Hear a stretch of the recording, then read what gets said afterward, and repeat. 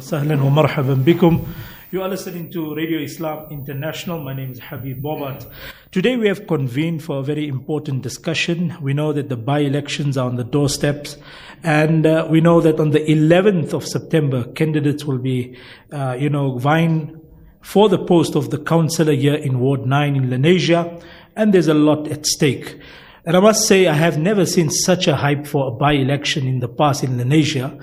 There have been many by-elections in the past, but not one of such hype and excitement, where there's so much of campaigning taking place. I was driving on a Saturday and I got stopped at least at 3 different points in Lenasia where leaflets were given out for the by-elections and for the candidates that were standing for the councillor position. So alhamdulillah, it's a good sign that the community is much more active this day, and it's a good sign that people are more aware of the processes and the finer operations of the town and how the ward operates and how things are approached in our town. So with this in mind, Radio Islam has convened a town hall debate with representatives from all the parties that are here today. And the idea is to give them an opportunity to speak to our audience, and also at the same time for them to hear what are the sentiments on the ground. As Maulana Rawat mentioned early on, in the lead up to this program, we had sent our reporters on the ground to just get a sense of what the sentiments are. What are people talking about at the moment? What are the core issues that are that's playing on their mind, and what are they worried about at the moment as far as Lenasia is concerned?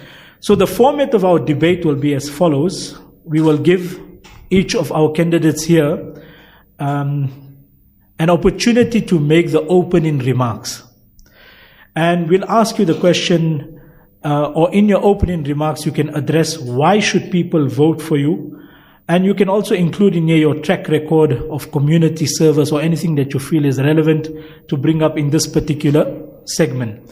We'll give you 2 minutes each. Maulana Muhammad Bam will be keeping a timer. When that buzzer goes off, you should conclude your remarks and then hand over to the next person. So that's the first round. The second round, I will then ask questions to each of the representatives here that are a part of the program, and we'll go for 2 rounds in this manner. Then the third session will be where you will choose to ask one question to any of your colleagues that are sitting here, or any of the people that are contesting here. So you can choose just one party, one question. It must be brief, and then we'll give you a minute to respond. Then the fourth round will be where Uncle Ismail Wadi will come on, and he will provide assessment, a summation, and also provide some key insight into what he has picked up in today's debate. So that's basically the format for today's discussion. Any question before we start? Jim, I know that the third session is asking specific candidates as to what they were to do. I feel that's a bit distinct, because now you're putting that person on the spot. Because the way I feel about a debate should actually be the objective of debate. Should actually be not actually a debate, but all of us as we're sitting here as candidates, and this is how I feel now. Maybe somebody else will different, but I think we're all here for our community, and no slandering should be happening. No asking certain questions would actually harm a person. Hence the reason I feel it's a bit. It's a process. Let's go with it. Let's see where it takes us. And we've done this in the past. It has worked well for us. So let's see how it goes. I'm going to remind each of our candidates to kindly use the mic when you are speaking, so that it records onto the system and it comes out clear on air. Yes. Assalamu alaikum. My name is Qureisha. I'm what I am for C. I think it's quite good to be able to have that challenge against each other, to know exactly what are we facing within the community. I mean, being an activist for the past 10 years, we know the challenges. So yes, it would be a good idea to be able to hear your views and be able to ask each other the views as well. Jazakallah. Perfect. Okay, well, that out of the way, let's start off. First off, we have Abdul Razak Karolia from the ANC. Your opening remarks and why should people vote for you, and what's your track record in the community? Assalamu alaikum wa rahmatullahi wa barakatuh. Alhamdulillah, we thank the Almighty for giving us the opportunity to be here today.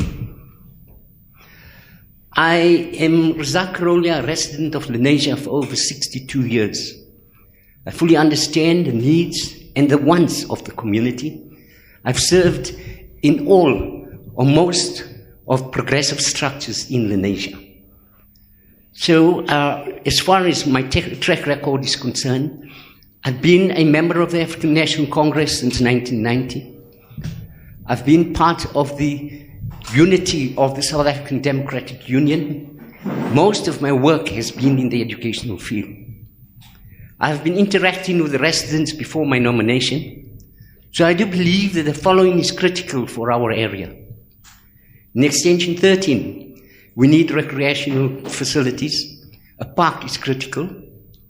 We need scholar patrols to assist learners to cross Nirvana Drive into Lenasia proper. A robot is required on Nirvana Drive at the T-junction that enters Extension 13. We must request provincial government to do land audit so that we can ensure that the illegal land invasion matter is resolved.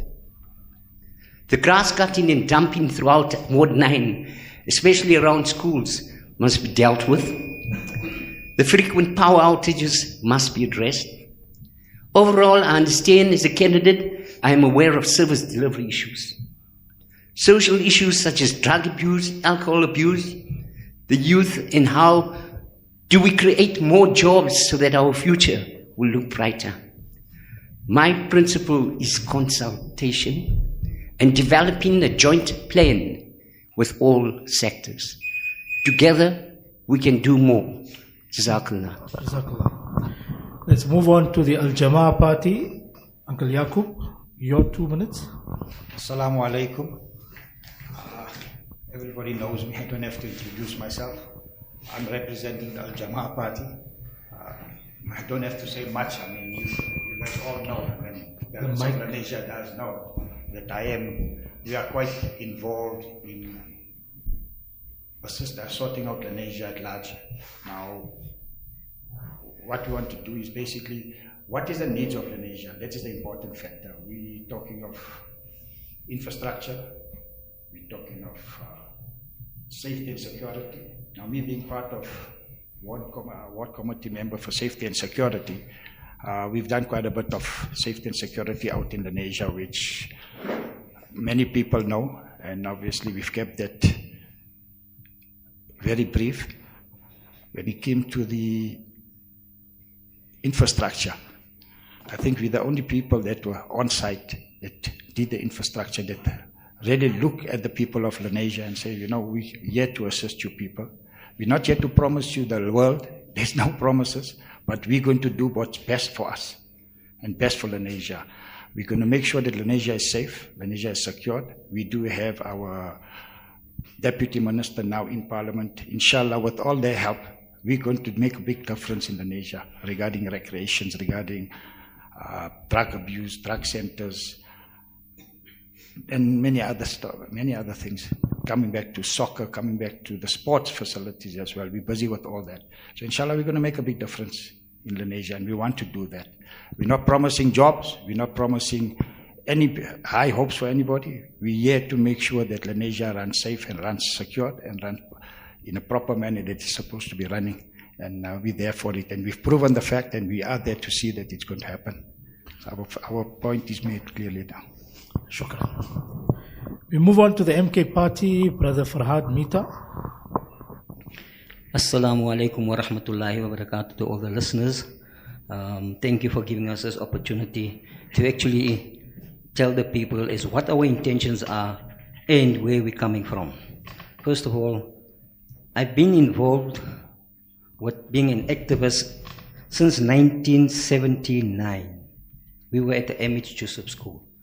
And we've always been fighting against the apartheid era. The time that we were using in the apartheid era, we couldn't use the word ANC.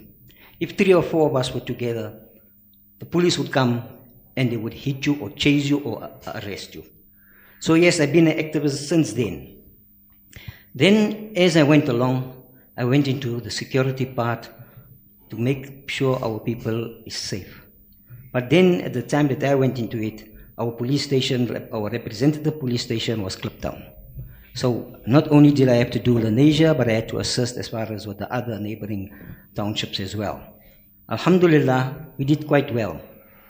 And then as we went on, I started working with some of the CPFs of Lenasia. We started the first CPF in Extension 10. That was the pilot of a CPF.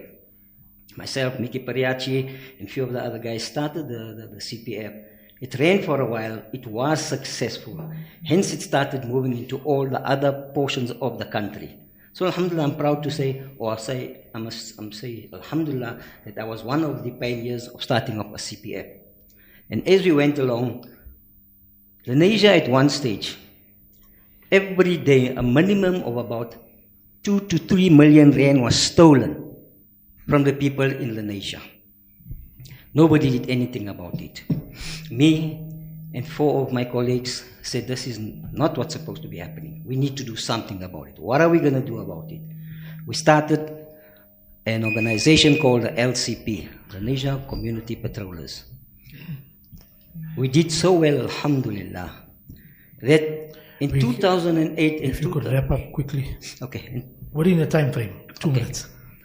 So within that period of time, we made sure that there was zero crime in Lenasia. So what is the most important thing to us as Lenasians? Is it infrastructure? Is it security? Or is it building the nation? Okay. So us, building the nation is very important, but so is the security and the infrastructure. So we are there to make sure that happens, inshallah. Ameen. Okay, let's move on to the EFF party. We have Mubarak Mehboob, the representative. Assalamu alaikum, all the listeners. Greeting everyone. My name is Mubarak Basha Mehboob. I'm representing here as a candidate councillor for EFF. So our mission is to rebuild Lenasia. Lenasia have a lots of crime.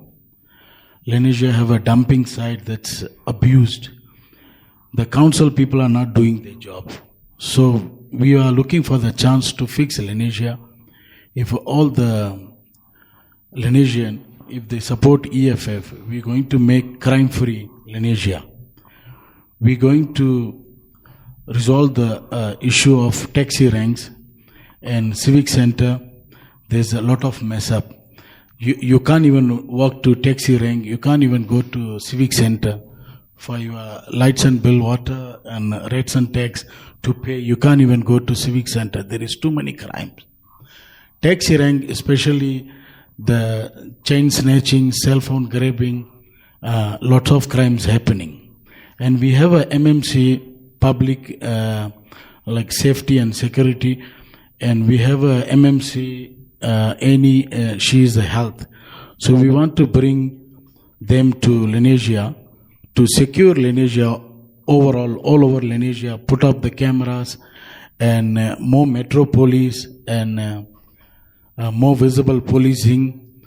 And we have a big problem in Lenasia, everyone getting the water bill and rates and tax high, very high. Like today, this month you pay 700 rand and next month your bill comes to 2,000 rand or 8,000 rand. They're just estimating, they're giving the bill. I think most of the people have a same issue. Jazakallah, give us a chance to fix this issue. Jazakallah khair. Shukran. Let's move on to the DA, Muhammad Yaish Qasim. Assalamu alaikum. Jazakallah so much firstly to Radio Islam for having us here. My name is Muhammad Yaish Qasim and I'm standing for the Ward 9 DA candidate. As somebody who's deeply involved in community development, both through my work in various NGOs and NPOs and my roles within the Democratic Alliance, I've seen firsthand the challenges we face within Lenasia, from inconsistent service delivery to urgent needs for development among our youth. I'm also experienced in the power of collective action to bring about change, and that is why I'm very excited to work within Lenasia. I'm committed to addressing these issues with a hands-on, inclusive approach, ensuring that every resident has a voice in the decisions that affect their lives. I will bring in oversight of the provincial and national bodies where necessary, leveraging my networks within the DA to ensure that issues we face at local level are addressed with the urgency and dedication they deserve. Ward 9 is a community with deep roots and strong values. Together we can build a future that reflects these values. I look forward to serving the community. Thank you. Shukran. Let's move on to Muhammad Harun Amin. Assalamu alaikum wa rahmatullahi wa barakatuh. I would like to greet our listeners with the name of our Nabi Muhammad sallallahu alaihi wasallam. I am an activist person representing Amalgamated Rainbow Movement. This party was established in 2016. It started with the NGO as LDECA. In 2021, the party president then seen the need of taking it from an NGO and opening Amalgamated Rainbow Movement to make sure that our people on the ground level is being assisted. Is with one mission and one aim. When we speak with one voice. Our aim is to have a flat rate in our utility bills. If I say a flat rate, at this current moment now, this party already has a case against the city of Joburg, where in Lenasia, we are busy helping our elderly people, the pensioners, people with disease accounts, to make sure that this, where all other areas around us, I'll take one area for example, which was Senton. Senton was scrapped with 5 billion. So if that area can be scrapped with 5 billion, why is it that they are taking these areas and they are not actually assisting them regarding the water and water, electricity, and the rates and tax? So, Jazakallah. Shukran. Let's move on to Quraisha Jackson for AM4C. Assalamu alaikum wa rahmatullahi wa barakatuh. My name is Quraisha Jackson. I'm representing AM4C. I have a deep drive within Lenasia. I've been serving Lenasia for the past 10 years, but if not longer. I have been an activist from the age of 16 years old. I've been part of the ANC when I was younger, but we committed to be able to serve and protect. The reason I've been able to run in for as a councillor, I've seen the challenge both within our community and surrounding Lenasia. And if you have noticed, we had a stench smell within Lenasia. It was coming from extension 13, running to extension 5. So communities have complained to say it was a sewer issue. The sewer issue was that because of the informal settlement, we've decided to be able to get 100 toilets within the infrastructure to be able to assist within the community. We laid out 100 toilets for the informal settlement, allowing it not to be strikes that happens on the Abu Aswad Road.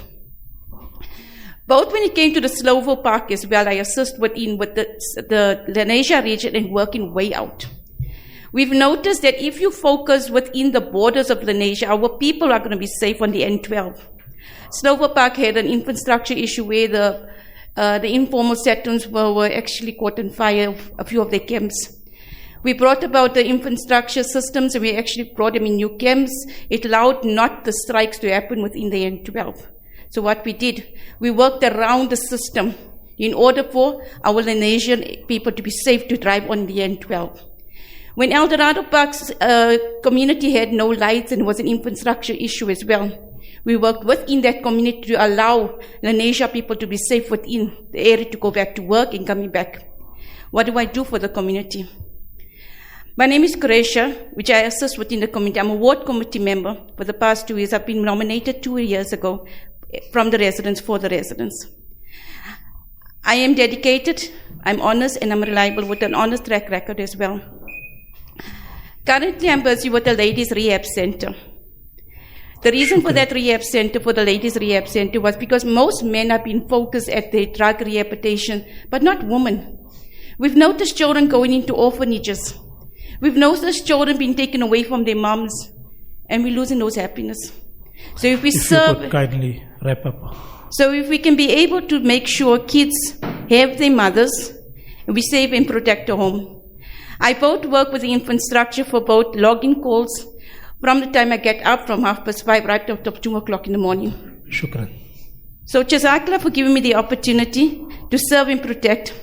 And to note that, you know what, we have a member of parliament for the past 16 years within parliament that can assist us within the community. So our direct focus to focus within the community. If you could kindly stick to the time limit. Shukran. Jazakallah. All right, we move on. Right in the end, we've got Aziza Majid for the AIC. Assalamu alaikum. Wa alaikum assalam. My name is Aziza Majid. I'm a councillor candidate for AIC. I believe that it is important to foster a harmonious community relationship because it is through working together that we can make a significant difference. And to give life to this vision of working together, my first order of business would be to develop, I would call a community mandate, a type of agreement that binds us to get into working together as a community. So what we would do for the community is we would maintain the electricity, right? We would clean and safe park open spaces for safe loitering. We would improve school conditions. We would engagement of accountability, right? And should we buy into community leadership, ward counseling, and stakeholder representative by actually signing such an agreement, I believe that we can make a tangible difference in Lenasia Ward 9. Shukran. So that concludes the first round. We now go on to the second round, where I will pose a question and then you'll be given a minute to respond. So keep your responses brief and concise and to the point, and inshallah we can get more out of this program. We start off first with Abdul Razak from the ANC. You say you have been a resident of Lenasia for over the past 5 decades at least, and since the 90s you have been here, which means you have seen the glory period of Lenasia. You've seen at its peak what it was like. And now, few decades later, you see the decay in the infrastructure, you see the aging infrastructure. The point here is that the ANC is no stranger to Lenasia. They have been governing in the town, and they have been given ample opportunities to fix these problems. And it's not the first time that the ANC is contesting this ward. So the question is, what are you going to do different this time round? Because the trust of the public has eroded in the ANC, and the sentiment on the ground is that it's rampant with corruption, and service delivery is a total failure as when it comes to the ANC. So how do you see the ANC still as the party to take us out of this mess? And how are you going to deal with corruption, and how are you going to bring transparency? How do you regain the confidence of the constituency of Ward 9? Jazakallah, alhamdulillah, what a beautiful question. You see, the thing about South Africa is the level of propaganda against the African National Congress. The media has condemned us to a point where it appears as though the ANC is the devil. The ANC is not what people are perceiving it to be. It is what the media has made it out to be. Yes, there is a level of corruption. Corruption has been around since the time of Adam alayhi salam right through to date. Every one of us are guilty of some level of corruption. So I won't say that the ANC is corrupt. I would say that individuals within our organization have done us down. We had honorable people like the late Ahmed Katrada, Isu Chiba, the very Ismail Vadi, Dr. Ismail Vadi sitting here. Honorable, quality people who served the African National Congress. What can we do different now? You see, in the 15 years that the ANC was in power, Lenasia was still beautiful. It was as smart as it was when I came here 62 years ago. It is unfortunate, as I said, as the ANC was being trampled, we lost the 2011 election. And we had a strong and powerful candidate in Sheila Kazi. In the past 13 years, you see the deterioration. There is no service delivery at all. So what are we going to do differently? We're going back to basics. Involvement with the community. We talk about governing by the community. So consultation and transparency will be the order of the day. Accountability, public meetings. In the past 13 years, no councillor held a public meeting. Or even if he held one, it was in the corners, hiding away from the masses. We will consult with every structure within Lenasia and make sure that we account to everybody. Inshallah. Let's move on to the Al-Jama'ah, Brother Yaqub Karolia. You know, you speak about community infrastructure and safety and socio-economic development. You also say that you have worked very closely with the former councillor Imran Musa in the town over the last 3 years. So you have held power in Lenasia. You were given at least 2 to 3 years to prove yourselves. When we talk about tangible results, what have you achieved in these 3 years? And specifically talking about infrastructure, what did you achieve in these 3 years, given that you were given the opportunity to govern in this ward?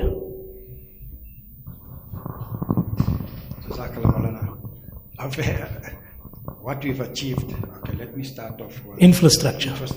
Okay. Firstly, we all knew that our infrastructure was in a pathetic state throughout Lenasia. Okay. We had endless power cuts, we had endless electricity problems, water problems, and so forth. If you could speak in the mic. Yeah. Okay, so then all these structures were giving us issues, right? So we then decided, okay, we're going to start. We had a major problem, which is obviously a very old structure from the initial stages of Lenasia, which is the CBD, the water piping system. Every now and then, every day basically, every second day, we had a pipe burst at a different level because we filled in a new pipe burst again. So as Al-Jama'ah, when Imran Musa was sitting in council, he then made sure that we get a new pipe system fitted for the Lenasia CBD. We then got that sorted out, so that has made a major difference for Lenasia. We are busy with many other infrastructures. We've negotiated to make sure that Extension 1, Extension 2, these are the very old structures of Lenasia where service delivery is important. It's got a major problem there. We are busy trying to get that also in the same situation as what we've done for the CBD. Okay, shukran. Let's move on to Farhad Mita from the MK party. You spoke about your involvement as far as security is concerned and your efforts with the CPF and all other security initiatives. When we talk about crime prevention and public safety in Lenasia, our women feel vulnerable driving around just here across the road from Jamia Masjid. They feel vulnerable, driving in the CBD. And besides the women, even ordinary citizens. What specific measures are you going to introduce if you are given the chance to be the councillor? Jazakallah for that question. It's an important question because safety and security is absolutely important to everybody. Without a nice, peaceful sleep, your next day is the worst day. So basically, one of the things that we will be doing in 2007, 2008, we had a thing called visible policing. And if you've noticed, it's been stopped. The reason being is, there's not enough resources. To me, if I become the councillor, that is not acceptable. It is not my problem, it's a police problem. And that is what on the CPF is what I explained to the brigadier. And he took it upon himself to say, Parad, I will make sure there's a vehicle available. Yes, when I phone, it takes 3 to 4 to 5 minutes maximum for me to get a vehicle where it's required. Everybody else in the community, when they phone, it takes them 2 to 3 hours before a vehicle comes. So I've made it sure that, and as a councillor, I can go to the mayoral committee, I can go to wherever. Because Lenasia is a community that has funds that comes out of this community and should be brought back into this community by the government. And we need to make sure that happens, and especially as far as policing is concerned. Jazakallah. Let's move on to Mubarak Mehboob from the EFF. You talk about tackling cable theft and power outages once you are elected. But many people believe that these issues stem from the informal settlements and illegal land grabs, which are encouraged by the EFF, and some see your policies as contributing to the very challenges you're promising to solve. Assalamu alaikum. Very good question. Informal settlement since a decade is there. It's not only EFF promote. It's there, we can't go and remove them. It's a law enforcement, they must go and remove.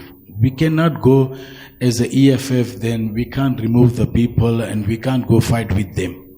This is the government who's in charge, who's currently ruling party. They must, the one provide the poor, the RDP house, If they give the RDP house to the poorest, they won't be doing this informal settlement. Cable theft and all the things happening in Lenasia, it's not, we can't target that informal settlement people, they are the one, go and do this. It's the criminals are doing that. The law enforcement, they must take in charge for that. What we have to do, we have to put more security. You're saying that the EFF doesn't encourage people to do land grabbing? No, if the government is not doing what they're supposed to do, if the government give the RDP house to the poor of the poorest, they won't go land grabbing, they don't go take. Government is not doing, since how many years now? The people applied for 2011, people applied for 2001, people applied for 1996 RDP houses. They're not getting it. So EFF's not saying that government mustn't give RDP house, let them go grab the land and do the land invasion. No. Government is not doing the things and the people are suffering. People can't pay their rent. They can't do nothing. They got less income. What they are doing, they're doing it. We have to protect our Lenasia. We need more security, more law and order in Lenasia. Police visible, Metro must do the job. So this is the thing I can say. So let me put it in different words. We've got many empty plots in Lenasia, even in Ward 9. Should people just come and do land grab and settle there if they want to? What would be your stance if you are the councillor? What I'm trying to say, it's your land, you have the rights. If somebody come to your property and taking the land, you need to go to the law enforcement to come and help you. Myself have a same problem. I have a land in Extension 13. Some people took that land. I have to go and fight my rights, and I open up a case, I call the police and they come and help me to remove the guy who went. Then I have to put the boundary wall, I secure my land. It's not that you buy the land, you left it for a decade, you're not investing any money. And now the people they see, they will come and take over. It's not EFF people, some of the community members who's greedy, who's doing this land grabbing. It's not EFF, that's totally wrong. Shukran. Exactly. Let's move on to the DA, Muhammad Yaish Kassam. Muhammad, again, like the ANC, the DA is no stranger to Lenasia. They have ruled in different wards in Lenasia. What tangible achievements can you speak to the audience today about that the DA has achieved when they were in Lenasia, and why should they give the DA another chance? What's different this time around? Sure. Jazakallah Maulana for the question. In terms of what the DA has achieved within Lenasia, I think, within certain campaigning and so forth, it's been known that we were, in governance within 10 years, for roughly about 10 years, which is not the truth. The reality is within the specific ward, it actually amounts to about 7 years. We've had, plus minus 2 councillors and so forth. However, within those times specifically, we've also got to look at the council and what was happening within the council and why things were, very difficult for service deliveries and things to be happening. As much as the DA were advocating for the relevant resources and things to be placed, we've got to realize that with the council not being controlled within those given time frames, it made it very tough for the DA to engage and so forth. The difference now is firstly that the candidate So you mean in 7 years you weren't able to overcome that obstacle? No, I'm not saying that they weren't able to. It was something that they worked for. However, I can't speak for previous candidates. I can speak to what the party did try to do, and that was firstly what did they achieve? Building of infrastructure, improving of various roads, and maintaining of parks within those years has been noted by the council in those spaces, right? If I can move on to the latter part of your question, which was the difference now, firstly, is the change of governance. That is something that we need to note. And secondly, that I am standing as the candidate. I'm a young person, I'm energetic, I have a vast amount of experience within community upliftment and development programs and so forth. And these are the things that we can work. Now that we have the space and the structure, we can definitely work this. Thank you. Shukran. Let's move on to Muhammad Harun Amin from the ARM. Harun, you speak about, flat rates, and you talk about helping out with critical issues like ESP, rates and taxes, disease accounts, water charges, electricity costs, exorbitant municipal charges, the 230 and extra electricity charges. These services, the impression that is created is that it's provided for free. But we have received complaints and calls from the constituencies to say that there's a cost involved to this, number one, and number two, that they have paid 500 rands for 3 separate bills, 500, 500, 500, and a month later, that matter has not been resolved. How do you respond to that? Jazakallah Maulana, that is a very nice question. Where you raised now regarding the issue, people are saying that they have been paying so much amount of money and still the water, electricity and rates and tax are not sorted out. So is this a free service first? First of all, Maulana, this is not a free service where the president party, who is Majid Amin, when he started this whole process, he had to take money from his own pocket and he's using an advocate to fight the battle in court. So it's actually that the community must realize that whenever they got this problem where they are being charged from the city of Johannesburg with a huge amount, they need to be honest and stop lying. Because the thing is, when it was mentioned from the party president to say that, Auntie, you are saying to us, you got 7 properties and you are owing so much money. Why is it that they are not being honest to say that they also have private properties, which is companies, that are also in the same problem and they're facing the same matter where if the community goes out to a lawyer, per hour, per minute, how much is a lawyer going to charge you? This is a lousy 400 rand that the party president is saying to the community, which is once off. And it's not to say that we are charging 400 rand for the unemployment and our pensioners. Remember, our pensioners are people that are earning from hand to mouth. There was times everybody had money in this local council. But when COVID came in, COVID hit all of us. So now the council needs to come and clear it. When they want to come and cut our utility, they need to tell us, is it water, electricity, or rates and tax? All right, let's move on to Croatia. Croatia from the AM4C. You spoke about your efforts in the informal settlements, and you are also promising to formalize this area and to upgrade these facilities. What is your long-term plan when you talk about formalizing the informal settlement, and how will that benefit Lenasia? Assalamu alaikum, and jazakallah for the question. Okay, when we say informal settlement, as you know, the ANC being the governance of the land we stay on, if you have a certain amount of period within the land, it belongs to that person. It was sort of an act that came in. So we've decided if the formal settlement is paying rates and tax, revenue, taxes, whatever it is, why don't we introduce the same idea to the informal, where we put in the roads, where we give them the lights, let's give them the water and give them their toilets. You paying rates and taxes, you've got a land. These are problems of land was because of the system of the government would fail the people.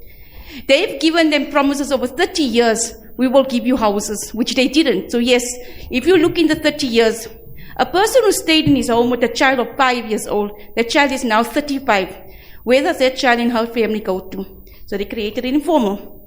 We've decided to take that informal and turn it into a formal where we give them the toilets, give them the sewer, give them what they need. It creates less havoc within the striking issues. Shukran. Shukran. Let's move on to Aziza from the AIC. Aziza, my question is about experience and capability. There are community members who have raised this concern to say that many of the candidates who are contesting lack experience and capability. They are suggesting that because of this lack skill, because they lack the skills that's necessary to drive change, they feel that the ward is not progressing, and as a result, the issues are not being addressed. In terms of your own record, are you able to provide any context to this and counter this argument to say that you do have the expertise and the skills necessary to address the challenges at hand?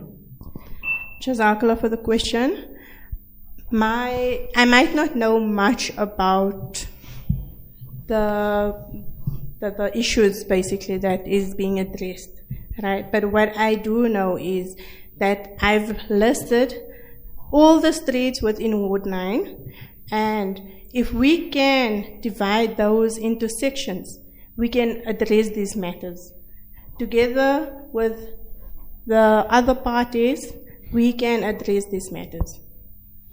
Shukran. Jazakallah. That concludes the first round of questions. We go for the second one, and again we start with we'll go the other way around. We'll start with Aziza this time, and then we'll work this way towards the ANC, inshallah.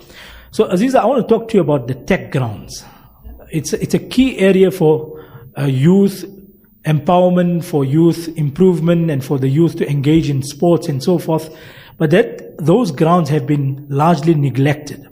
Together with that, the social ills of society like drug abuse, gang violence, illegal prostitution. What plans do you have if you are elected to address these matters that I've just raised? Jazakallah for the question. So with the help of the community, we can clean up these grounds. We can clean up the parks, the schools, whereby school children have sanitary, and they have electricity, and they can do what is necessary to be done for education purposes. Shukran. Qureisha, one of the concerns that the residents have raised is that you have switched parties over the years. You mentioned earlier on you were part of the ANC, and then you were part of the Al-Jama'ah structures, and then the EFF, and now the AM4C. The question here is that about commitment and consistency, it raises a lot of skepticism in many people's mind. Assalamu alaikum. Jazakallah, that's an amazing question. Okay, first of all, like we say, we want change. I've moved from the ANC when my younger days into a newer party. The reason is because we need to change. You cannot be able to sit within a campaign knowing that, there's no change. Being with Al-Jama'ah, I've been with them for almost 6 months. As a woman, we weren't allowed to be able to give our freedom of speech, be able to say and give our your opinions. If you give your opinion, you'll be either blocked, scarred, or put aside. So as a woman, we never had a voice within Al-Jama'ah. When you say EFF, I don't find the EFF actually there's a space for a woman to be able to grow. As a woman to be able to speak up her language, to speak up for who she is, and for a community to represent the culture as well as everybody within this community. I didn't see that. Within the structure, yes, it's a good structure. But within the Ward 9, there is no structure within that. So where would it be leading me? Nowhere. Where would it be taking to the promise of my community that I promised them something I cannot fulfill? On the night of the last day of the election, when it was chosen that the chair will be chosen as being the running councillor, I was called by the community to nominate me as a councillor for the amount of efforts I've done within the community, as I did not want to lose one of the strongest advocates and the strongest voice in Lenasia. So yes, I had 3 other parties calling me, asking me, we raised with you, made Mashura as well with it, and you said, okay, let's go with AM4C. AM4C basically hasn't aligned with the principles I've got. I've been with them for 8 days. But in these 8 days, I've made change. It's a change that I've used for the past 15 years. I can use for the same change within the party. It's a strong party with knowing that our president is 15 years within governance. I could use that to an advantage within our community. Why run from a councillor to a mayor and then run through drawing up petitions where we can take our say and put it directly within legislation? I mean, that is why I got the toilets within 3 days. So shukr, I would love to take this party and moving forward with the knowledge I've got within my community and moving forward, not just moving forward by strength to say, but we will strive together because we can make a change. Shukran. Shukran. Let's move on to Muhammad Harun Amin. One of the concerns that residents raise is that there's many loiterers on the street and many beggars that are on the street. What solution do you have to tackle this problem? Mulana, first of all, those people that are loitering and begging in our streets, from my point of view, is the very same people that comes from that N12. The very same people that we provide food and give them money, where they themselves organizes the protest.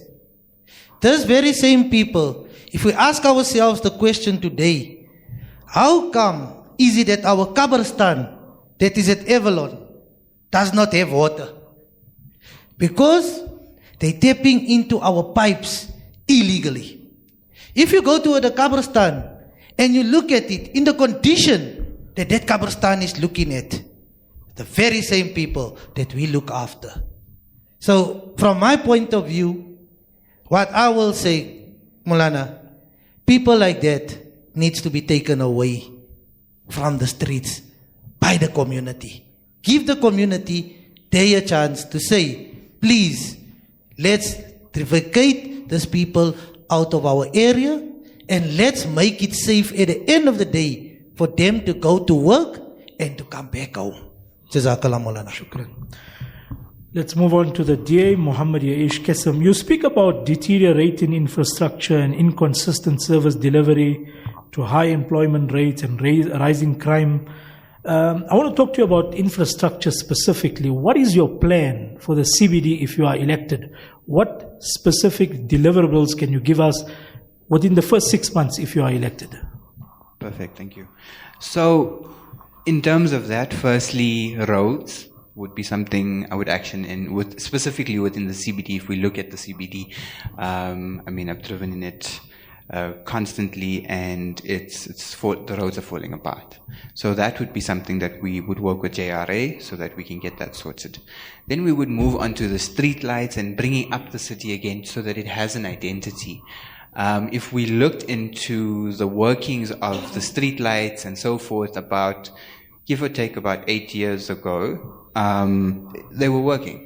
They were good. They were there. So that's definitely something I would work in for the first 6 months. And then further extending onto that would be illegal dumping and sewage issues, as they're not just environmental problems, they're also infrastructure problems. So that's something that we would look into. There are public health concerns. We would look into also building with mental health into environmental issues as well. So yeah, very briefly, that's my answer. All right, let's move on to the EFF, Mubarak Mahbub. There was a message doing around and there was a chatter that the EFF will bus in people outside of Ward 9 and get them to vote in Ward 9. And there was also a suggestion to say that perhaps they'll be given 100 rands each for them to vote for the EFF. Talk to us about these sentiments and the chatter that's doing around. Okay, Assalamu alaikum. Maulana, this is absolutely lies. What we do, we have some members who's doing door to door. Door to door means they go, they talk to the people, they give the pamphlets, and they talk to each person, and then they tell us to what EFF can do for the Lenasia community, and how we'll stop the crime, how we'll stop this looters who's running around the street, We fix the taxi rank, civic center side, and all the shops. all those things. When we talk to those people, so what as a candidate councillor, what I do, I give the person for his breakfast, his cool drink, for his lunch money, 100 rand. It's like I'm creating the job. If I got 50 people with me who's moving from Lenasia Extension 1 to until Extension 9 and going to door, those people are supporting us. So I must provide them lunch and cool drink and, the transport money. So this is a thing I'm doing it. I don't think so. This is saying that 100 rand, what you going to get for 100 rand? You go to Machachos, you buy the burger and 1 can cool drink is 100 rand. This is the lie. The people try to push the EFF away and making EFF badge to other people's eyes. I don't understand. I don't want to badmouth with any other political party. I don't want to do this. Look, let us work together. We are 9 candidates here. 1 going to be shine.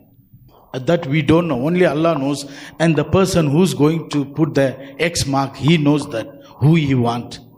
We mustn't go bad mouth and bringing the people. Who's going to come from Johannesburg to Lenasia for 100 rand? This is the lies. People, they just wanted to do something and bad mouth you so you can focus on someone else. This is the lies. Shukran. Jazakallah. Let's move on to the MK party, Mr. Farhad Mita. Again, I want to talk about gang violence and drug abuse. Do you have a sense of what is happening as far as that is concerned, and what is your plan to tackle it if you are elected? Jazakallah. So basically, yes, we need to look at where gang violence starts from. It actually initiates from the prisons.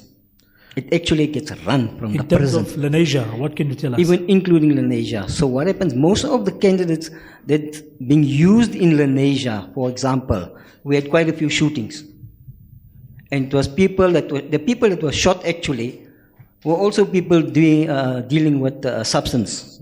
So that is where the problem come in with the gang violence. So every one of the youngsters wants to be that gang leader or from that specific gang. So yes, I don't know if you've seen the clips from the commissioner of the police commissioner of KwaZulu-Natal, Makwanazi. So there was a thing that's called mark a man. What does mark a man mean? Mark a man means we know who the drug dealers are. We know who are the people that's committing the crime. Yes, police arrest them. They get off how? Remember, it's not only police, it's NPA as well. So there's 2 issues we need to address. Is with the NPA, and I think I'm quite lucky enough that at the MK party where Judge Khlope there to assist us in taking this forward with the NPA. As far as the police is concerned, again, every a councillor when he gets into the position as a councillor, has a right over the police station. None of the councillors took it forward with the police station. That is one of the things that I will be doing. So inshallah, that's how we're going to be getting rid of gang violence and drug abuse, inshallah. Shukran. Uncle Jakes, I want to talk to you about informal scholar transport. What's your specific plan in this regard? How are you going to resolve this issue? We have tenants complaining that people are parking in streets, they're blocking entrances to key areas of Lenasia, and the crime that comes with it and all other ills that accompany it. What is your plan for informal scholar transport for Lenasia? Okay, Maulana. Firstly, that is a major issue here in Lanes at the moment. We've tried this. I'm in direct contact with the Scholar Patrol, which has been engaged with the Department of Education. They've been just talking to me this whole week as well. We were supposed to do something like, I think they call it staff, where we're supposed to be parking these taxis and for the day and pick up the kids, and there were some plans put in place. But nevertheless, let's get to the issues where we're sitting with right now.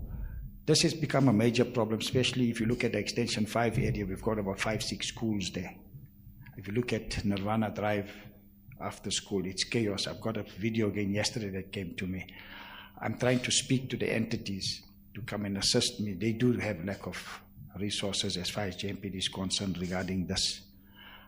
I've been on them. We've been working on it. So it goes for 2 weeks. After the entities move away, these people start again. Same thing with the taxis, parking in front of homes and that. The Scholar Patrol then goes out there, explains to the people. We don't fight with them because once you start fighting... So what's the long-term plan? How do we address it?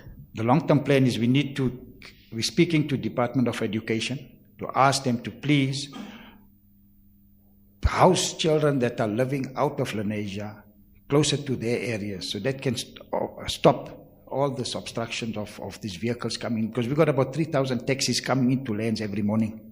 And whilst you wait for that to happen, what is the immediate solution? Again, have you identified any area, any spot, any location for them? No, we haven't identified anything. The legal law is, look, Mulan, I sell taxis. That's my business. Okay. And this is Scholar Patrol. We sell to the Scholar Patrol Taxi Association as well. Now, the right way to do it is the taxi comes into lanes, drops off the kids, goes back to his place. He's not supposed to be loitering around Lenasia.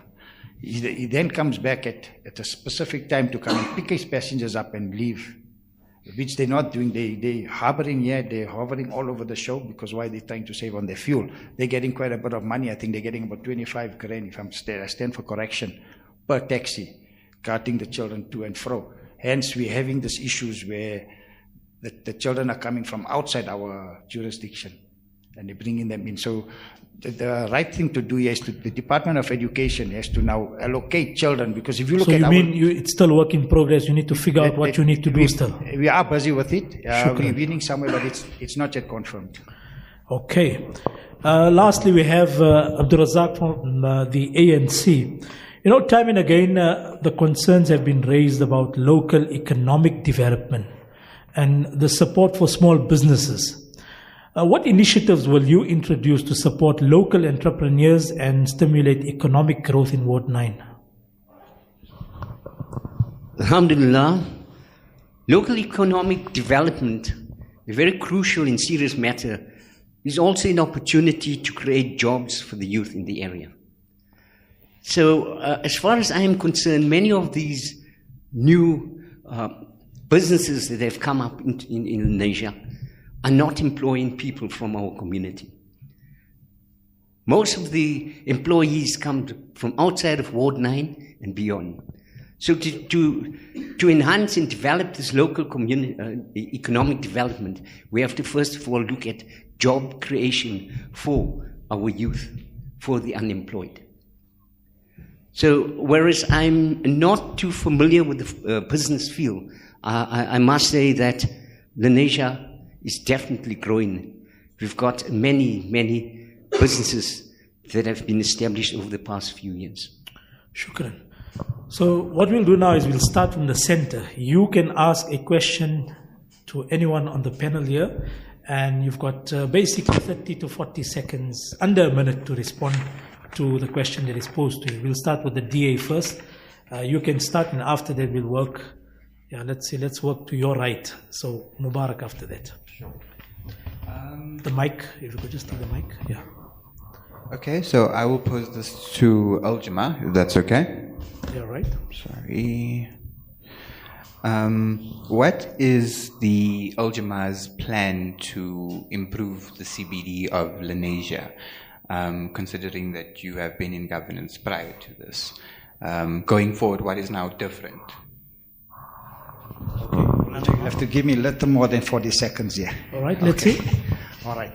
Firstly, when Al-Jama came into power in Lenasia, many of these structures, such as the taxi ranks and all that, has been pre-signed by the RD and the RD's office. So it was thrown onto the lap of Al-Jama at the time when the councillor came into power. So the councillor had to accept what came into power. He had to accept what was there. And he just rolled with it, and that's where we stand with the taxi rank story. Our plans for the future for the CBD, we have many plans for the CBD. We're busy with, right now, as of yesterday, I was busy with the safety and security side of it. We are empowering full-time security there.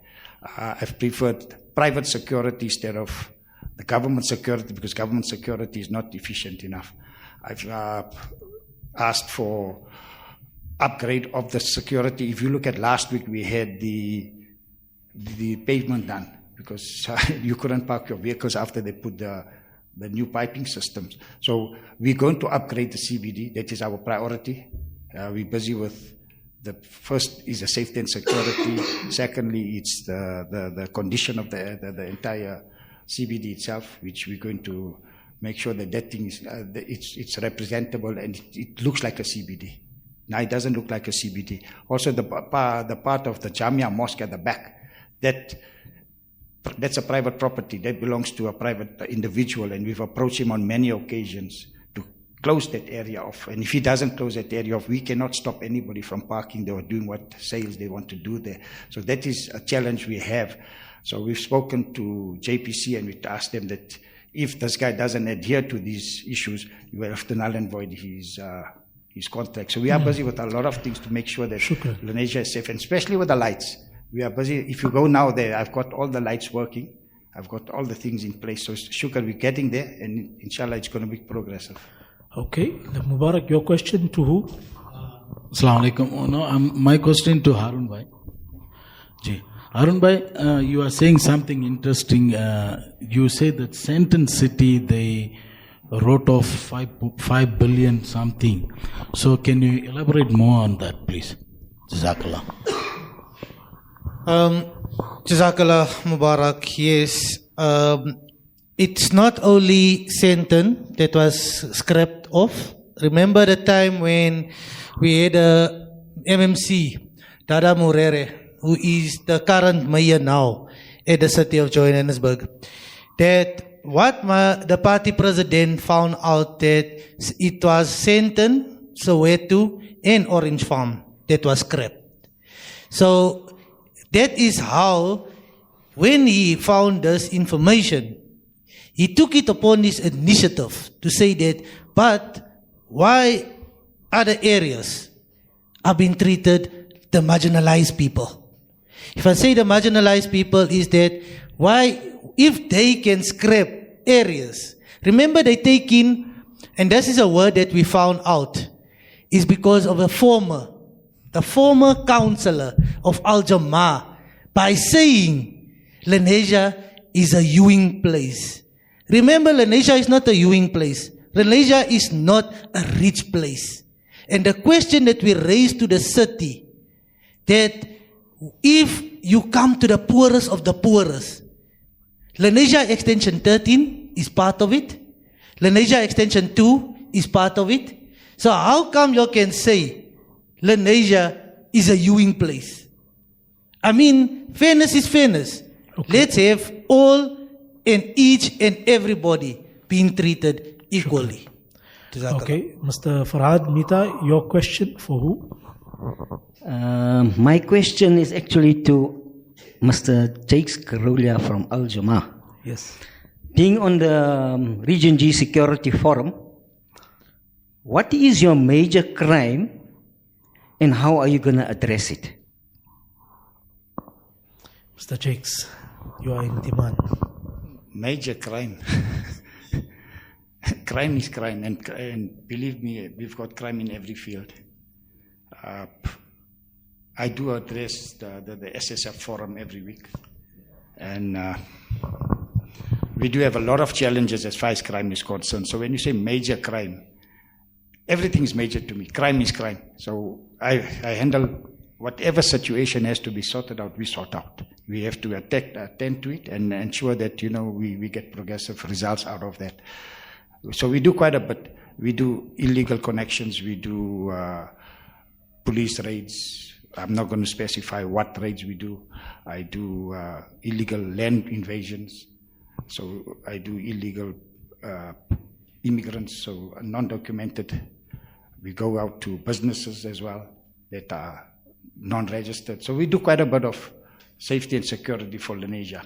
And it's not going to be I just have to be a bit discreet on certain things, but Lenasia can rest assured that we are doing quite a bit to ensure that Lenasia is safe and secure. Shukran. Let's move on to the ANC. Brother Abdul Razak, who's your question for? Jazakallah. Before I go on to the question, I must say that I was caught unawares with the economic development plan. But one of the things about the economic development plan is something that we will have to work with the business forum that is dynamic in Lenasia, and together we will formulate a way of economic development in Lenasia. My question goes to Horatia. Can you explain the integrated development plan? You must suggest a ward plan that will feed into the IDP. Assalamu alaikum. Jazakallah for the question. So when you mentioned developing and planning, you know, Lenasia being one of the highest taxpayers and one of the highest tax earnings within the Johannesburg region, Lenasia is the most amongst of businesses. My plan is that, you know what we have, we can be able to take it and grow it. What we currently have, if we have a building that's sitting empty, approach the business people and be able to take it and work with it. Let's grow with what we've got. You say development. Development is both within communities of businesses as well as the community minds. If we can develop the infrastructure, develop both businesses, be able to get the resources of where is the taxpayers actually be paying. Currently, we've got more foreign business owners than local business owners. So we need to be able to take development and planning to a new stage. I've been newly elected councillor for the area, and I would be able to take a lot of suggestions from the community to make improvements within our ward. Jazakallah. Salam. Shukran. Mr. Mohammed Harun Amin, your question. My question will once again go to Uncle Jakes. Uncle Jakes, you have just mentioned that recently with the scholar transport that's happening here in Lenasia. Are you actually aware that, like you mentioned, to say that you are trying now for 2 weeks to sort out the problem with the scholar transport business?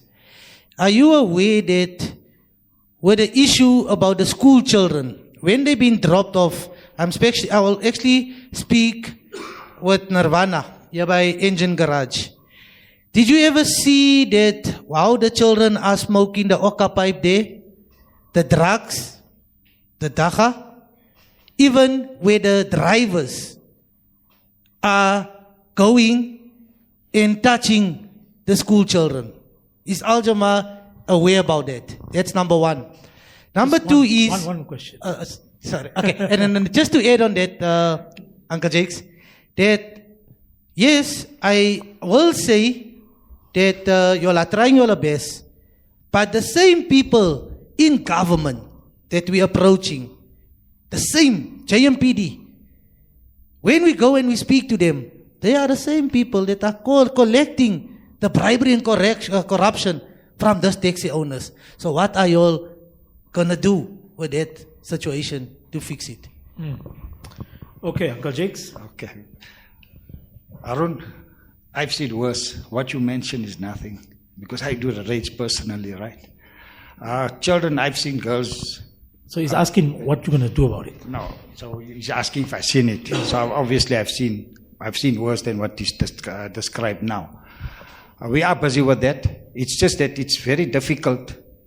You know, we cannot control so many kids, and it's the culprits of the taxi guys. So we are busy now. There's a certain taxi regulation. There's a lot of guys that are undocumented taxi guys that are operating here. And those are the guys that's causing the trouble. Those that are documented are the ones that's now registered. They got to report back to the Department of Education. So we've done quite a bit. We know they're smoking hookah pipes. We know they're doing drugs. We know they're drinking. We know they're abusing the girls. We've seen a lot of the other stories as well. But we are trying to get this sorted out. It is very difficult. Coming back to the JMPD, that is also another issue we're addressing, that the officers got to be more secure and more stable, more firm with their work in general. So that's how it is. Qureisha, your question? For who is it? Assalamu alaikum. So my question goes out to ANC. I need to find out what accountability has ANC put in for the past 30 years. Even though they're still in governance, you're not maybe the councillor of Lenasia, but you're still in governance. If you look at the informal settlement that's been pushing in, homes haven't been built, that brought people within the informal. Currently, we're sitting with an informal settlement that's pushing in according to the bylaws, which says that if you're on a certain property at a certain amount of time, you're allowed to stay there. So what different are you going to be able to do to be able to help and assist the community within Lenasia, seeing that the past 30 years, we've received promises that we were told that it was a certain leader of a certain leader was corrupted. A certain leader of a certain leader takes accountability of both the entire organization. So what accountability does the ANC put in for the past 30 years of the infrastructure has failed us? Shukran. ANC, Brother Abdul Razak. Accountability. Yes, that's the operative word. As the ANC, we found that there was no accountability in the past 13 years. How do we account? Councillors need to be addressed in a public forum. Councillors need to account in a public forum. If you say the ANC was in power, you're now talking on a national level. Let's come to council level. We haven't been in power for the past 13 years in this particular ward. So why are we dragging or clouding issues by going into the national phase? The ANC has been accountable at all phases. I want to remind you that the ANC has won 6 out of 9 provinces. We made mistakes in 3. We are looking for our solutions in the 3. We are doing an introspection, and we'll find ways to account. Accountability has always been a priority in the African National Congress. It is a lie to say that the ANC never accounted for anything. And when you talk about the informal settlements, think about yourself. What would you like for yourself? Islamically, what I love for myself, I would love for everyone else. So informal settlements must be developed into proper housing. And that will be, as a councillor, if elected as a councillor, it will be one of the issues that will be taken. Infrastructure must be developed and housing must be made affordable to the people, the poorest of the poor. Don't forget where we come from. We come from an oppressive regime that disadvantaged the masses of our people. We in Lenasia are living in total comfort, I must say. We're worried about what would happen when there's a protest around us. But we need to ask ourselves how fortunate we are to be in the position that we are. I thank you. Shukran. Finally, we have Aziza Majid. Your question? My question goes. Okay. Yes, Aziza, you can.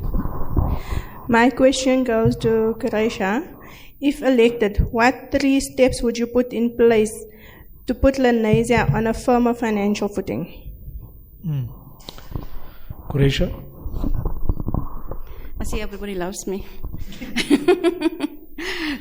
So what will I bring firmer and more closure towards Lenasia, which would say and develop Lenasia? Currently, like you know, the infrastructure, we have a huge issue. No lights, criminals run around. When you do not cut the grass, criminals are hiding in with that grass. Businesses need to be focused. I mean, currently we have businesses within the CBD of Lenasia, which is not currently focused at. Our focus level currently is be able to assist the community, get views of the community, and get input from our community. Where do they face and what are their challenges? And as a ground forcer, are we prepared to say, you know what, yes, I work on the ground. Irrespective of time frame, irrespective of an hour of the night, I work within the time frame of any hour of the day or night to assist my community. Yes, I will be able to bring growth. I will be able to bring assistance, and with the ability of our president in the last 15 years being member of parliament, we've got the resources and we've got the abilities. Jazakallah. Shukran. Uncle Jakes, I believe you haven't asked your question. Yeah, I haven't asked. And this goes to, I'm going to talk about firm now. Yeah. I think it's about to who is it? To Sister Kureisha. Okay. Sister Kureisha claims that she put in 100 toilets. She got them water tanks and she got them water. Now, I want her to justify how did she do that when I was called 4:30 in the morning to attend to this particular unrest that took place. Number one. Number two is, We then negotiated with the leaders of this informal settlement. I was there all on my own at 5 o'clock in the evening, and I've got the informal they keep in touch with me up to today. I spoke to him yesterday as well. So how does she claim that she has put in those 100 toilets when myself and the RD, that's Mickey Padiachi, we had a meeting with them. That very same afternoon, I think Radio Islam was present, and we then never commit on that particular day that we're going to give you an X amount. We went back to the office and we then decided that we're going to do this. We have to give them the toilet facilities, we have to give them water, and we have to give them Jojo tanks, which we've done. I then took on my personal capacity to make sure that I get Roshni water to come and drop off water, and Molana Karan and all were there when I did water at the squatter camp. So for name and fame and to lie, it's not a good thing. Let's not get there. Let's get to the facts at how did she get to get the toilets and without us. Actually, it's Al Jamaa's initiative in conjunction with the RD's office. They did all that. Quraisha? Jazakallah for the question. Okay, so how did I get those toilets? Together with my assistant of a PR councillor from both Orange Farm and Sloper Park. To see that nobody was assisting with that smell that was going on within Lenasia, everybody assumed it was a sewer issue. So yes, we set a week together, we discussed on how we're going to be able to work it. We got involved with social development. As you know, previously I used to be with the EFF. So working with the leads within of what I've had, with the resources I've had, we brought in those toilets. I've got pictures of community members where they actually showed us that the toilets came in. We brought in Jojo containers from the city to be able to bring it in. Remember, resources, basically, we were going to sit with Mickey Pariachi, working through with councillors and working through. We need to work beyond the system. So if we got members working for the city, like you've got City of Joburg, you've got a Choma, somebody working, yes, we take that opportunity to use it. We use it to let them put those lights on. And yes, it's not just the toilets that we've brought in, the 100 toilets. Yes, it's 10 Jojo containers, including Joburg Water. We bring in water for them every single day to reduce the fact of taking water from the Avalon Cemetery. Also to that, we needed to add, we bring in 4 spotlights that will assist both CPF and the community members who are getting injured in that area. So with the spotlights will be brought in from Joburg area, because the reason for City bringing that in is to bring security and safety within the community. So yes, I've worked with the PR council closely to be able to assist me, because I could not get resources within our councillor. I was refused to be able to be part of them to assist the community. Jazakallah. All right, that concludes the round of questions. We'll move on to Uncle Ismail Wadi, the former MEC for Transport. And he has been observing on the sidelines as the debate unfolds and as the debate was progressing. And he's going to give us his assessment of the answers and some of the things that he has observed and picked up from today's session. Uncle Ismail. Jazakallah, assalamu alaikum, and good morning to everybody. I think some important points have emerged, and it's good to give an outsider view of what this election is about. Yesterday, a number of constituencies had by-elections. And the first thing, when I got the results this morning, the first thing that emerged is that the poll was very, very low. Lower than expected. Normally in a by-election midterm, you get a poll of about 35, maybe 40%. In these areas, it was actually lower than that. So we're not hearing the parties actually talking about getting the voters out. I know you've had a very limited period of time to get this election off the ground. Your posters have come up, so that's creating a bit of excitement. But it's absolutely important that we get voters out on that day. And Lenasia, people will complain a lot, but very few people will actually take the effort to come out on election day and vote for somebody. So that's the first challenge that I think that I would want to just put before the candidates, because that's your job to make sure not just your supporters, but the broader electorate, the broader range of voters. And there are estimated 18,500 voters in Lenasia Ward 9. So it's a large ward, and it's a mixed ward. in terms of its constituency and profile, etc. So that's the first thing. I'm happy that we've got about 11 candidates contesting this election. 9? No. There's Priya and independent is not here. Has he been disqualified? Okay, so we were not even aware of that. All right, so we've got 9 candidates. It's still a good number of people. What's positive for me is that there is quite a diverse age profile. I see some people who are in the League of Senior Citizens and then much younger people. And that's good because it gives a variety of choice to the electorate, to voters out there. And then they'll decide based on what they hear, what they see, and how you campaign, they will make their choice. What worries me, though, is that we don't have diversity in terms of the cultural and the religious makeup of the broader, and also the racial makeup of the community. Lens is no longer an Indian area as we understood it 40 or 50 years ago when we came in the early part. It's a very mixed community. And as I see the profile of the candidates, I don't know why Priya is not here, but it is predominantly Muslim candidates. And so there might be excitement in that section or segment of the community because all of you have some support base, etc. But it's important that we should have had, I would have preferred if we had more diversity in terms of our candidates, both in terms of, as I said, of race, religion, and culture. One of the things that the potential candidates have to keep in mind is that whoever gets elected on the 11th of September, your term of office, your tenure will only be about 20 months, right? Because elections are scheduled for around about June 2026 again. So be wary about making big promises. I've been in many election campaigns. What the public wants to see is not so much the past. People know the problems of the past. They can tell you more than all of us put together. They know the problems. What people would like to see is who offers the best chance for change and for hope. And in the 20 months that are there, right, which candidate has got the best capability or capacity to effect some amount of short-term changes? That's what the voters are interested in. So I see all of you have got a reasonably good sense of the challenges facing us. But we were a bit thin, and I must be honest with all of you are a bit thin on exactly how we're going to be addressing those challenges. And if you've got still a few days to campaign, it's better if you say in the 20 months, realistically, I can do 1, 2, 3, 4, 5. And focus on that and tell the community, what's the product in a sense, or what is it that you are selling.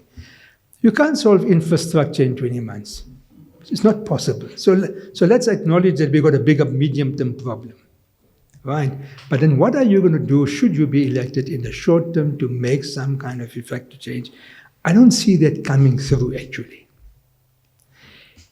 If you look at the long list of problems we've had, they wouldn't have been there if previous councillors, all of them put together, were actually addressing the problems. So some have been successful in a limited way, but I think our problems in lands are growing. And it does point to the fact that it will require more than media communications to solve those problems. Let me tell you that. It will require real hard work and passion and commitment and dedication. And I think the public out there is looking for that kind of a person. Somebody that's rooted on the ground, that's authentic, that will do something, has got the energy and the strength and capability to actually do that. All of us think that we can solve our problems as political parties. All right? So I know you're here to sell your party, and maybe I'm a bit unfair. But I hardly hear many of you talking about partnerships with civil society.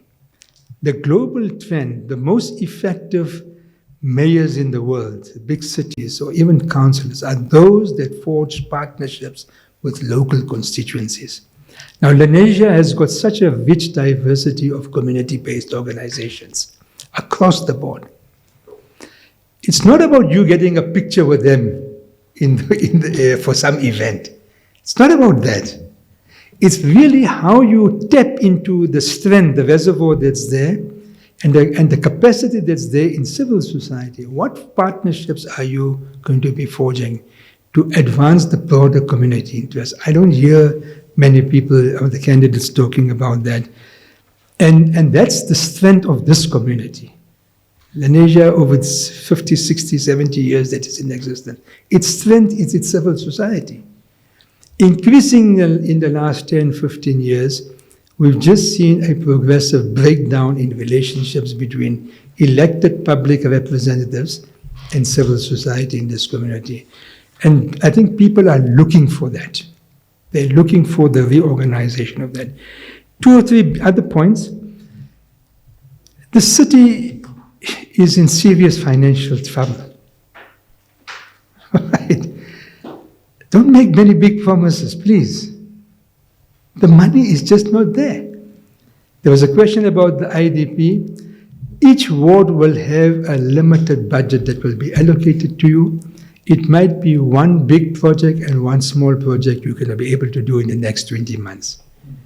Tell us, what is that project? Because if I have to vote for any of you, till now, I can tell you I'm not convinced by any one of you. Because I hear that, I know the problems, and you all know that, but you're not telling me what you're going to be able to do in the short term if I elect you, if I vote for you. So you have a limited budget, very small for this community. What will you be doing? And then the city, you see, although you are a ward councillor, but you're part of a broader council that's unstable. The coalitions are fragile. This city of Johannesburg has had 9 mayors in 7 years. I don't think this has happened anywhere else in the world in the last 20 or 30 years. So we have deep political instability in this council. And I would like to hear that, as a leader, you also need to show us a little bit of a breadth of your vision rather than just like what I'm going to do in this ward. Because the city is a total entity. And it's an unstable city, and it's getting deeper into the mud. And I don't get a sense from any of you that you really understand the broader dynamics of the politics of the city. There's coalitions, right? So whoever gets in, what's your approach to coalitions? And how you're going to use the coalitions to the advantage of this community? I don't hear those voices coming through. This issue of land invasions, now we can point fingers, okay? I can tell you, prior to Herman Mashaba becoming the mayor of the city of Johannesburg, that time he was with the DA. The whole city had done a proper mapping of informal settlements. We had about 185 informal settlements, so we knew, for example, it was Thembelihle, Lolly, Hospital Hill. Those were properly registered. City had a good sense. But when Herman Mashaba and the EFF came into coalition, we had a massive wave of land invasion and illegal land occupation in the south of Johannesburg. Now, whether you want to blame the EFF for that or the DA, we know Herman Mashaba himself has said publicly, my hands are tied because my coalition partner will object if I take a stance against coalitions, against land invasion. But that's water under the bridge. What this shows is that we have a major crisis of urban in-migration. People are coming in from the rural areas, from other African countries. They are coming to Johannesburg, and they have to find some place to stay. Illegal foreigners, legal people who are in the country, and South Africans who are leaving the rural areas to come into urban areas. There is nothing that I have seen in the city of Johannesburg in the last 10 years that tells me there's a plan to deal with migration. It's a global trend. You look at all major cities, by the next 50 years, almost 80% of populations will be in urban areas. So we're seeing it happening, but nobody here, so we can blame this one or that one, etc. But we got a massive problem of in-migration, and the south of Johannesburg is a dumping ground. I don't know how you guys are going to deal with it. I don't hear convincing answers. But the community of lands just feels that it is surrounded by informal settlements. There's constant instability. There's blockages of roads. People are prevented from going to work. And nobody understands what the problem is. It's just disruptive. And I don't hear convincing answers. Right? I don't hear convincing answers. And so the scholar transport is a similar issue. When attempts were made to try and resolve it, community objected, but the problem is just displaced from this point to where the garage is. Right? And there's chaos at that garage. We haven't solved the problem. So I think at the moment, my assessment, talking to people in the community, there is a low level of interest in this by-election. No sense that there's really going to be a candidate that they feel strongly about. It's an open race, and there isn't a sense that they're really going to come out in big numbers to vote, and that's going to be the challenges. So you guys got, 12 days or 13 days left. There's a lot of hard work before you. I can only wish all of you the best. One of you will have to emerge as a candidate. And I hope that it will be for the best of our community. Thank you very much. And Jazakallah. Jazakallah khairan to Uncle Ismail Wadi for those remarks. It brings us to the conclusion of our program this morning. We thank all our candidates this morning for participating in our discussion and the debate this morning. Indeed, as we know that there are many challenges that face our ward, power outages, crime, unemployment, infrastructure, and the list goes on. And we've also heard from the candidates this morning their plans and their visions for the ward, and also the fact that they will only be in for a short tenure, as Uncle Ismail highlighted. Well, you as the voter, and as Uncle Ismail is also saying that we need to work on the ground and getting more people to come out to vote on that day, and the greater effort needs to be on that front. So as a voter, you've got enough to consider. You've heard the different candidates, what they stand for, what they are promising, what they are willing to work with, and what are their plans for the next 20 months here for Lenasia. And hopefully when you do make that mark, it's with confidence that you do it. We say Jazakallah khairan, shukran jazilan, assalamu alaikum wa rahmatullahi wa barakatuh.